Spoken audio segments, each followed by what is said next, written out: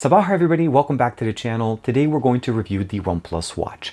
I held off my review a little bit because I wanted to make sure that all of the features that they announced at the launch event were available on the watch. And as of yesterday morning, they finally pushed out the AI watch face and all different exercise modes that we're able to track with this watch.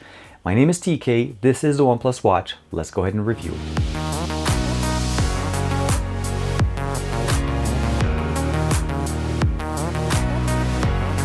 Like and subscribe, and make sure you hit that bell icon so that you're always notified to whenever we have new videos on the channel. So as far as the unboxing, this is pretty much a simple packaging. We get the watch straps on it, there's a charger, a USB charger, 2-pin connector on the bottom, and we have the word OnePlus, and it does actually have its own version of warp charging similar to what we have here. But essentially the charge or the watch itself charges up pretty fast, and we actually have two different experiences here. There is an always on display experience, we'll talk about that, but the battery life does change massively when you're using the always on display or when you're using it without. Now, as I mentioned with the last video that I did, this is a 1.39 AMOLED display, okay? So, and we also have built in here a 402 milliampere battery charged by those 2-pin connectors at the bottom. We have the sensors on the side here. We have basically a microphone, one button at the top that opens up the app drawer, kind of like a carousel app drawer that you're able to access your activities, and of course a mappable custom key that's present on the right side. Now I have it personally set up to music because I like to be able to control my music off of my OnePlus 9 Pro directly with the watch. The overall circumference here is very nice, the design is very solid, and there is a limited edition one that hasn't been released yet. And I don't know if you guys could see it but there's a word OnePlus here on the top button specifically. Now the straps are included, but if you do want a shorter strap, you're able to contact customer service, at least in the US, and request a shorter strap, and you should be able to send that to you for free. But this is the one that's included in the box, as well as the charger. Works really nice. It has that double connector, which essentially you snap it on the top, and then of course you set it up under, and that uses basically the friction between your skin and the watch face to actually allow it to stop, and there's less chances, even if this one pops, for it to actually come out. Now obviously it's coming off now because it's not on my wrist. But overall it looks really nice. We have a custom set of watch faces. This one is one of the new ones. This is the actual AI watch face that I did with the shirt that I'm wearing right now. There's a custom other series here that you're able to add. It is IP68, and it does have some swimming tracking, so if you want to be able to get into the pool, you can definitely get in there. And if I go back, it just goes back to this one. But you're also able to customize depending on the watch face. So this watch face specifically has multiple sections, so we have the ability of changing it. So you have like watermelons and so on, and you can go in there.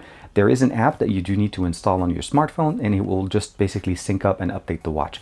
It does not have to be a OnePlus phone, but it definitely doesn't hurt to have a nice ecosystem work together. Some of the new things that they did here, essentially the ability of seeing notifications. So if I swipe up from the bottom, those are the notifications. We're getting much better integration when it comes down to basically what apps is pushing a notification.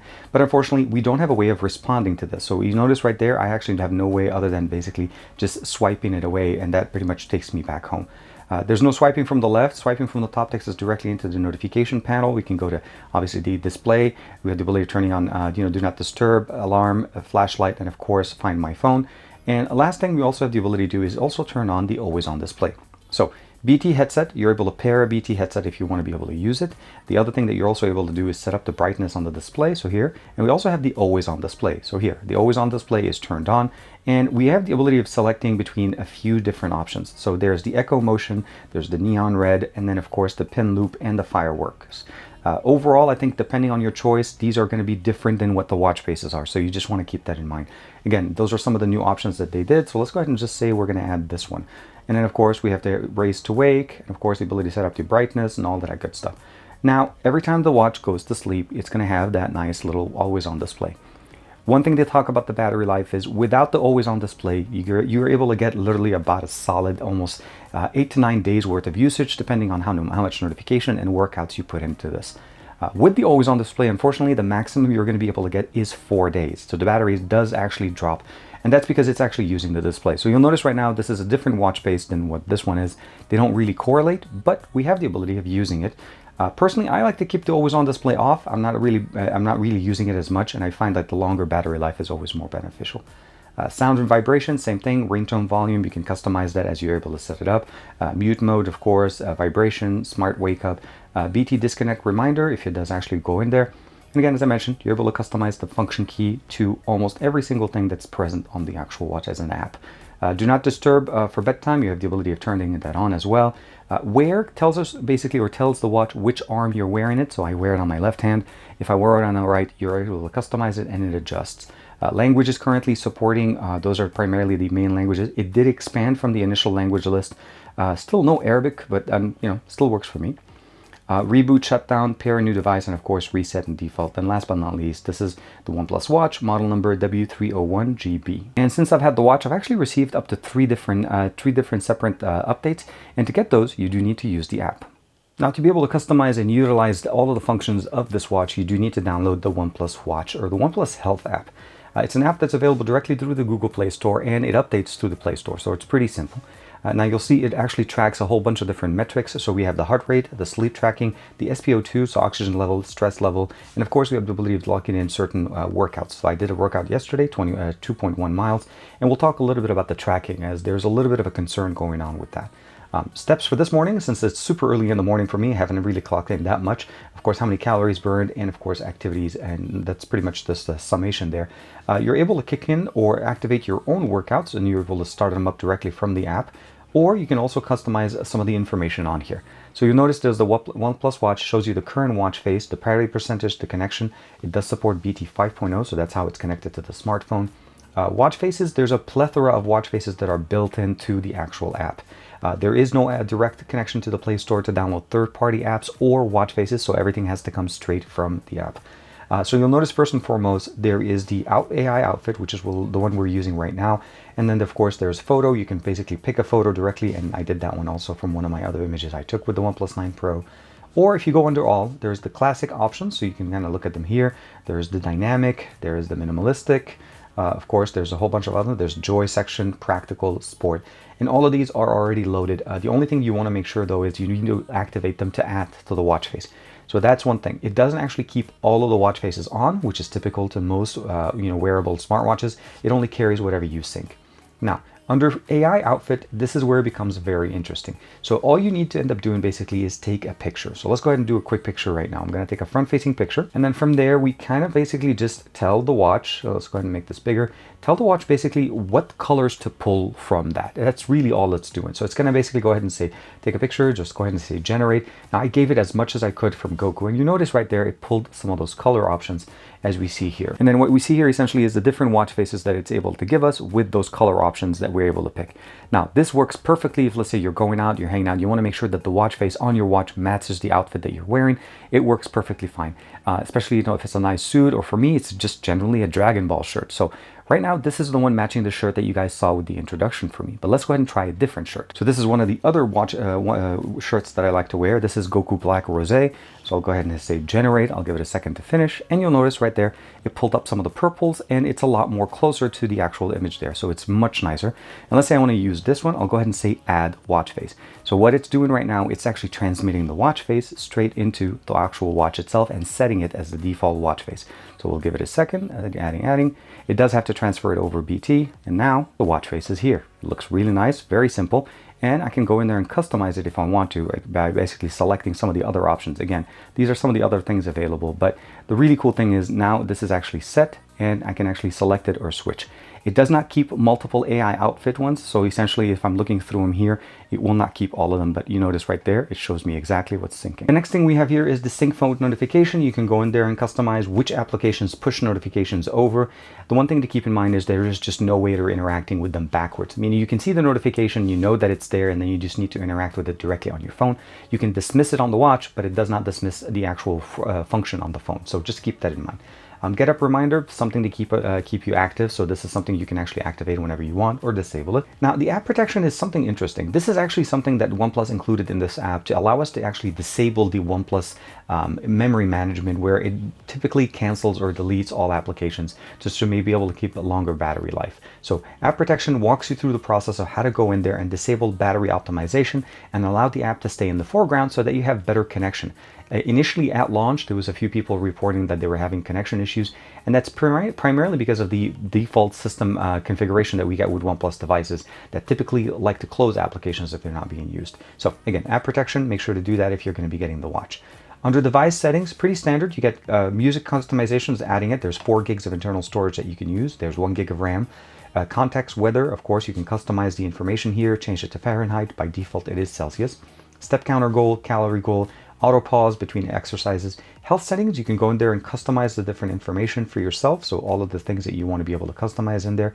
And of course, device update and about. So the device update is pretty much what it says. It updates the software on the watch, not the smartphone. So this is the latest update here. And of course, as you can see right there, the last one they did here, they added 110 different sport activities. And of course, the ability of having the AI outfit watch face. Now, the always on display was added as part of the last update, but I wanted to wait till all of the options that they mentioned were available. And they did say that pretty much that by the end of May, we were going to get everything. And, you know, surely enough, on the 1st of June, the first day of the next month, we got all of those installed. So that's pretty much how the app works. Experience of using the smartwatch and using it as far as tracking activity. I'll say this much. It does track sleep. You can see definitely the information. So here you can go week, you can go months, and it does work quite well. The SpO2 sensor as well, you're able to go in there and jump in and see the different measurements. Heart rate, very nice. Again, does the exact same thing. You're able to customize it and it tracks it pretty well. The one thing I would probably say is that the step counting has not improved over what I started to see at the beginning of the experience. And what I mean by this is it does count steps, but they're slightly off. And what I mean in the pictures that I'm showing you right now is I did the same exercise with this watch and the TicWatch 3 Pro.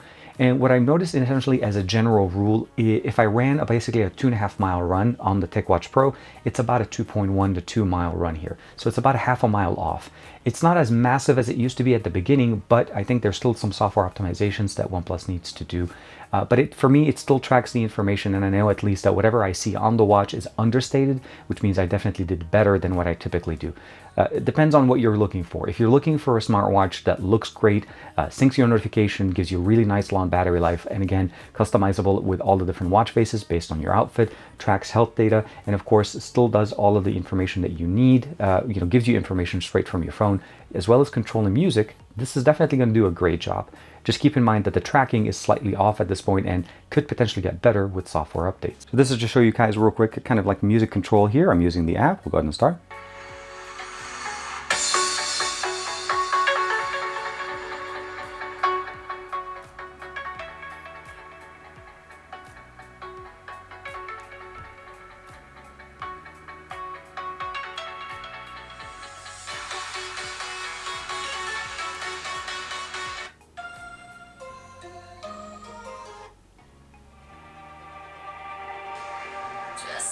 Since launch, OnePlus has been pushing out updates with new features to the smartwatch. They've pushed out the always on display, the AI outfit.